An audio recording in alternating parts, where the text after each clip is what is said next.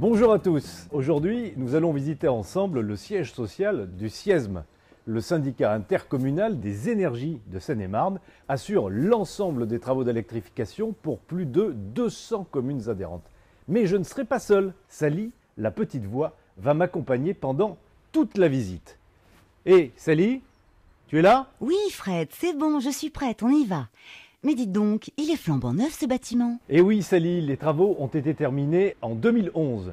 Il s'agit d'un bâtiment à énergie positive, ce qui signifie qu'il produit plus d'énergie qu'il n'en consomme. Vous vous rendez compte? Il produit plus d'énergie qu'il n'en consomme. Et oui, ce qui est génial ici, c'est que le SIESM a créé une véritable vitrine qui présente plein de solutions d'économie d'énergie et des dispositifs de production d'énergie. Comme ça, les élus peuvent découvrir des exemples de ce qu'ils pourraient mettre en place pour répondre aux exigences du Grenelle 2 de l'environnement. Déjà, dès la conception, le SIESM a veillé à ce que ce bâtiment soit le plus performant possible. Il est donc orienté vers le sud et les surfaces vitrées sont disposées de manière rationnelle afin de réduire la consommation de chauffage et d'éclairage. Le bardage et les brises-soleil sont en terre cuite, qui est un matériau naturel. En été, les brises-soleil, positionnées avec un angle de 30 degrés, coupent les rayons du soleil, ce qui permet de faire de l'ombre au bâtiment. Et puis, le bâtiment est isolé par l'extérieur avec un produit agricole, le chanvre, un matériau naturel pour l'isolation thermique. Regardez, on place le chanvre à l'extérieur du bâtiment, côté froid, et non à l'intérieur, côté chaud.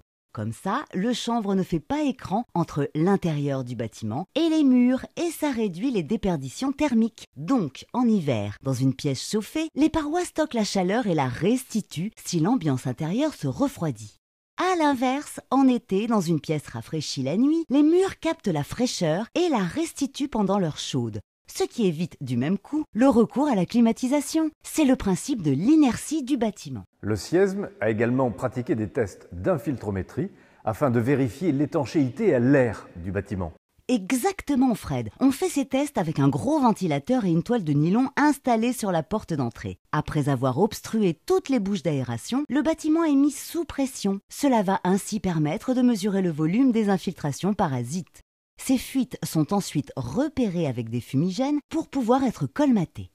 Et ici, les tests ont montré que le débit d'infiltration est 2 fois inférieur à la norme de la réglementation de 2005. Comme quoi, les techniques de construction et d'étanchéité de ce bâtiment sont bien utiles. Allez, maintenant, on va vous montrer comment on chauffe les bureaux.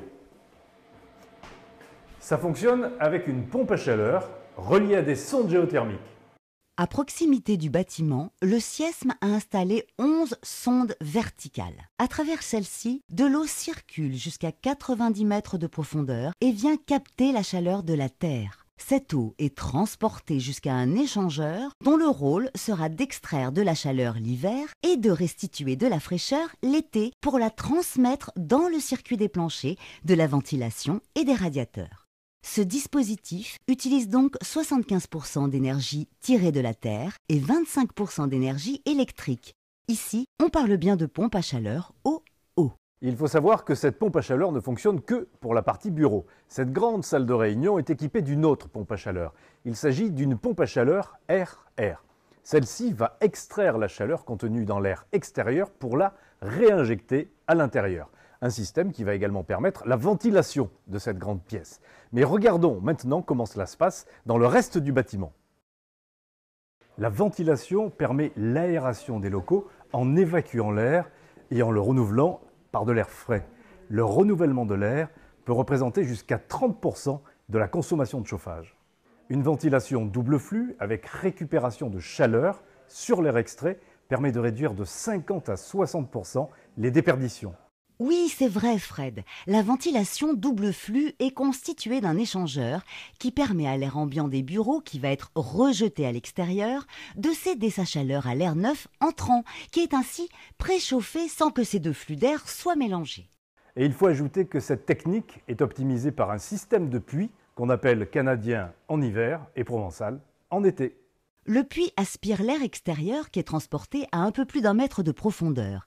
Été comme hiver, la température du sol à cette profondeur est de 13 degrés. L'air extérieur récupère donc une partie de la chaleur du sol avant d'être injecté dans l'intérieur du bâtiment, puisque l'air provenant du puits est plus frais ou plus chaud que l'air provenant de l'extérieur. On a donc un système de récupération de chaleur en hiver et de rafraîchissement en été. Dans ce bâtiment à énergie positive, il y a également plusieurs dispositifs concernant l'éclairage. Regardez, dans cette pièce, il n'y a ni fenêtre donnant directement sur l'extérieur, ni ampoule, mais un ingénieux système qui capte la lumière naturelle. Ça s'appelle le Solar Spot. C'est fou, dire qu'il y a un étage qui nous sépare du toit et pourtant, c'est la lumière du jour qui nous éclaire. Le Solar Spot est un puits de lumière naturelle. Grâce à une coupole transparente, on capte la lumière à l'extérieur du bâtiment pour la transporter sur des grandes longueurs droites ou courbées et ainsi éclairer des pièces sombres. Les autres luminaires du bâtiment sont équipés d'ampoules basse consommation avec détection de présence et varient en fonction de l'éclairage naturel. Il faut savoir que tout l'éclairage est régulé par la gestion technique centralisée du bâtiment, la GTB. Cette GTB gère tous les dispositifs d'économie d'énergie qu'on a vus et permet donc de réguler le chauffage, le refroidissement, la ventilation et l'éclairage pour une meilleure performance énergétique du bâtiment. Maintenant qu'on vous a présenté les dispositifs d'économie d'énergie, on va vous montrer comment le Siesme produit de l'énergie.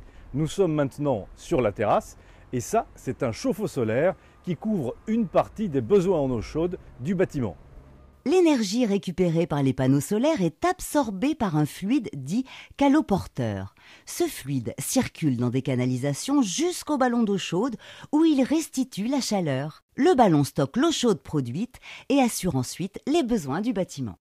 La terrasse est également équipée de panneaux photovoltaïques qui produisent environ 35 000 kWh par an.